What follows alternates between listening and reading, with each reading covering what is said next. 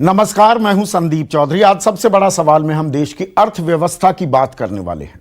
और दर्शकों, पिछले 5 महीने से हम लगातार अर्थव्यवस्था से जुड़ी खबरों पर चर्चा करते हैं, हम बहस नहीं करते हैं, क्योंकि हमारा साफ मानना है, न्यूज़ 24 का मानना है, ये सीधे अर्थव्यवस्था आपसे जुड़ी होती है।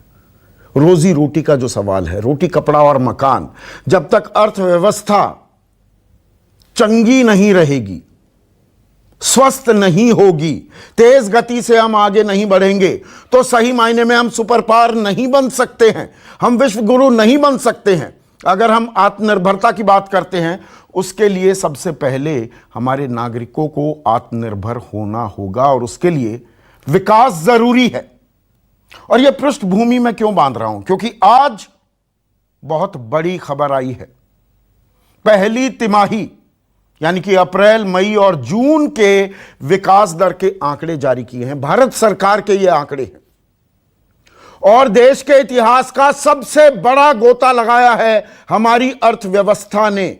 23.9% यानी कि लगभग 24% की गिरावट आई है हमारी विकास दर में। और ये सब जब मैं आपको बता रहा हूं, ये भी एक हकीकत है कि संकट काल है, संक्रमण काल है, आपदा काल है, ये कोरोना काल है।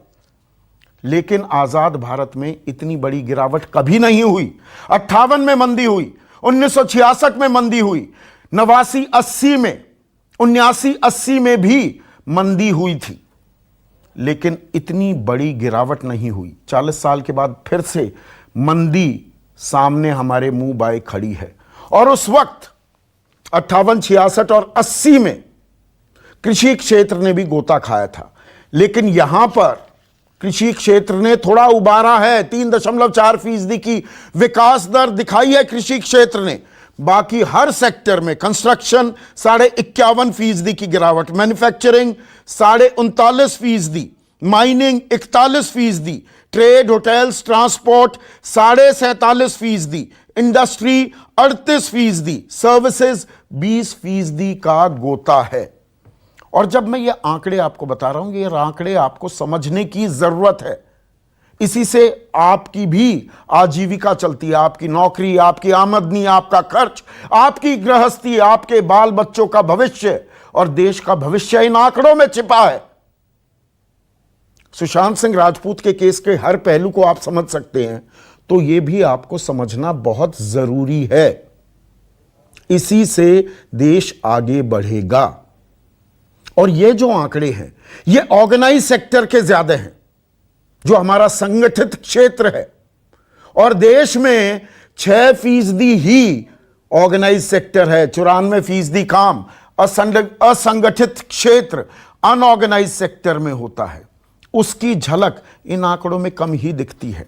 और इसीलिए जब आंकड़े आते हैं ना कि 1,89,00,000 नौकरी पेशा, पक्की नौकरी वाले, सैलरीड क्लास की नौकरी चली गई है, या 14 करोड़ दिहाड़ी मजदूर वो बेरोजगार हो गए हैं, उनमें से 8-9 करोड़ वापस आ गए, तो ये खबरें एक चिंता का सबब बनाती हैं। और बीच में हमें बताया गया कि नहीं, ग्रीन शूट्स आ रहे हैं, 20,97,000 करोड़ का राहत पैकेज दिया गया। ये मध्य मई में दिया गया था, मिड मई में। और ये जो आंकड़े हैं, इसमें मई भी शामिल है और जून भी शामिल है। तो क्या उनका असर नहीं दिखा? या काला सूट गुलाबी अखबार वाले जो हमें लगातार ग्रीन शूट्स की बात करते थे, अरे ग्रीन शूट्स दिख रहे हैं, ग्रीन शूट्स दिख रहे हैं, इकोनॉमी और बढ़ने वाली है, वो ग्रीन शूट्स की बातें क्या कोरी एक कल्पना थी?